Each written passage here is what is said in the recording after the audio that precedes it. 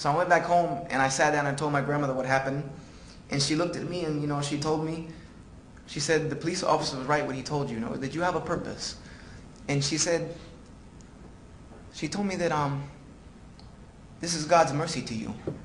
That He's sending these events in your life to make you realize that He loves you.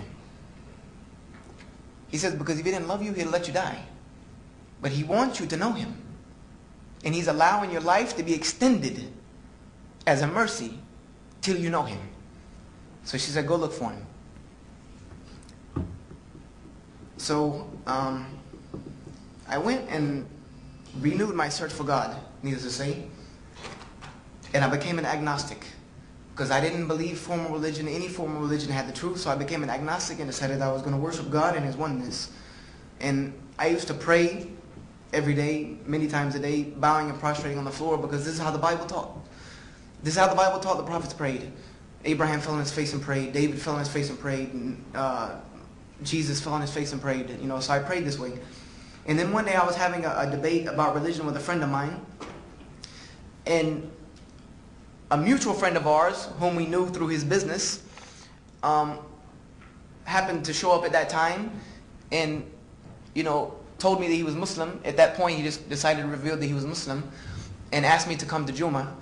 And we knew him through his business, and it was this very business that did not allow me to realize until that time, and I had known him for almost a year, that he was Muslim, because I was not able to realize that he was a Muslim and a part-time drug dealer. Those two things from the book I read, I didn't think that was part of the job description. So, and he was African American, and I thought Muslims were Arab. So that threw me off, and then he explained to me, no, what kind of foolishness do you listen to? All the lingo, what are you, crazy? And he said, you need to come to Juma. He was like, I'm not a good enough Muslim to tell you about Islam, because I don't live it, apparently. And he said, but if you come to the mosque, there'll be people there who can help you. So I said, okay. I said, what is Juma? He said, it's Friday service, just like church on Sunday. There's just no chairs. I said, oh, okay. I said, I like church. No chairs, fine. No big problem with me. I sat on the floor all the time. I was a Boy Scout. I said, no problem. So I hyped myself up to go to this Juma because all I knew about Muslims was this thing I read in the book. So number one, I was very scared to see that there were not many windows in the mosque. That was the first thing that scared me. The second thing that scared me was, and this might be shocking to you, that I lived across the street from this mosque all my life. When they told me where the mosque was, it was next door to the church that I used to go to learn how to become a missionary. And you could touch the two buildings like this. So I didn't know that. That was scary, to know that all these Muslims lived across the street from me all my life. So I went to Juma and sat down. And if I'm getting long-winded, somebody please stop me. I'm almost at the end, maybe 5-10 minutes. I sat down, and the person who gives the sermon got up. He's called a khatib in Arabic, which means, just a talker. And he started his sermon. His sermon was, Inna alhamdulillah nahmaduhu wa nasta'inuhu. And I said, oh my God. I said, he's talking about me. Because I was the only non-Muslim there. And I was the only person sitting away from everyone else. I said, he's talking about me. I'm in big trouble. I said, this guy, this drug dealer guy has set me up. Because I didn't see him. He wasn't there. I said, he must be their messenger to bring the non-Muslims. So, or the Americans, I thought about it. Because there wasn't many Americans there either. It was mostly an Egyptian and Syrian and Jordanian, mosque. So they were all Arabs, most of them Arabs. And the ones that weren't Arabs, they were fair skins. I didn't know the difference. So, I started shaking. I said, okay, you're a martial artist. You can take a couple of them. You take a couple of them, you find the exit. So that only lasted about 30 seconds. He made it to English, and then he started translating what he recited in Arabic. And the translation was, all praise belongs to God, alone. We praise Him, we worship Him, we seek His help, and we ask for His forgiveness. And that began to ease my heart a little bit. I said, okay, okay, calm down just a little bit. You're okay. And so I started to ease down in my seat a little bit, or my position on the floor. So, then, he would make it through some, and then every time, like every 5 minutes, he would go back to Arabic, and I would get scared again, thinking, now he's talking about me. But then he would translate it, and it would be so beautiful. What he would say would be so beautiful, words like I had never heard before, ever. And I had understood, from knowing a little bit of Hebrew, I understood a little bit of it, a little bit, because Hebrew and Arabic are not too far apart. Ancient Hebrew and and Arabic, even in what's called Fusha, in ancient Arabic are not very far apart. They're both ancient Semitic languages which have same roots. And I remember to this day what the sermon was about.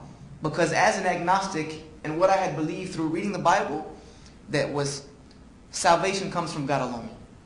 This was my conclusion. That the Bible says this, Jesus says this, nature tells you this, reasoning tells you this, logic tells you this.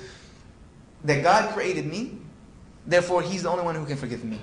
And this is what I would say to those who I was debating with at the end of my stage of Christianity, was that God did not question Jesus when He created me. He did not ask His permission. He made me and put me in the womb of my mother.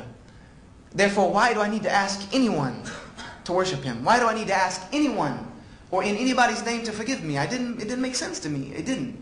And I'm not here to bash anyone's faith. I'm not. I'm just trying to give you my story. How I got where I'm at. How I got from there to here. That's it. And I remember that he told me, the sermon was that the forgiveness, don't despair in the mercy of God. That the door of mercy is always open to anyone at any time. And he said, as long as you have not died and the day of judgment has not come, that you can always fall on your face in front of God and ask Him for His forgiveness, and He can forgive you. And He's the only one who could grant you paradise. Him and Him alone, no one else. And he even said that your good deeds, your actions alone cannot even get you there. If you do good all your life, he said, you cannot go to paradise just merited on that alone, because the price for paradise is too high. The exchange rate would be nil. All your deeds would just fall away as dust at the price of paradise. He said what will get you there is God's mercy, and that alone. And how do you obtain God's mercy? Obeying His commandments and asking for His forgiveness. That's it. He said that's the step manual. That's the process to get there. Deeds will not do it. So this to me was like, there's someone, like, you see, someone agrees with me. Somebody, I had to come to this mosque to find someone who agreed with me. These people who worship a moon god and bow to bucks in the desert, at least they got this right. So after this, they make prayer on Fridays. And so the Muslims started lining up in lines just like you're seated. And this really scared me because it looks, almost kind of like military lines. And I said, now they're coming to get me. They've gotten their little thing out of the way. And now it's time to get the good deeds, go get the American guy. So, but the guy told me, he came to me, I guess he saw my apprehension. He came, he said, no, we're going to pray. We're facing this way because this is the facing towards Mecca. And he explained to me really quickly that the Kaaba is not what we're worshiping, but it's a symbol of our unity. It's a symbol of the unity of God. It was the first house of God built by Abraham. And it's what Muslims still bow to all over the world. And we're bowing to God. We're just facing that direction. I said, okay, that makes sense. Okay, I'll take that. And when they started to make prayer, number one, the recitation of the Quran was the most beautiful melodic tone I have ever heard in my life. And I was a lover of music. Number two is when they started bowing and prostrating on the floor. The verses of the Bible rang in my head that this was the way the prophets prayed. This is the way the people of God prayed. So I said to myself, and even Christians fought me against that, why I would prostrate on the floor and pray. I said to myself, you wrote this off way too long. You've wrote this religion off way too easy. And I became upset with myself because I considered myself studious. I considered myself open-minded. I considered myself having an intellect. So I said, you wrote this off way too easy.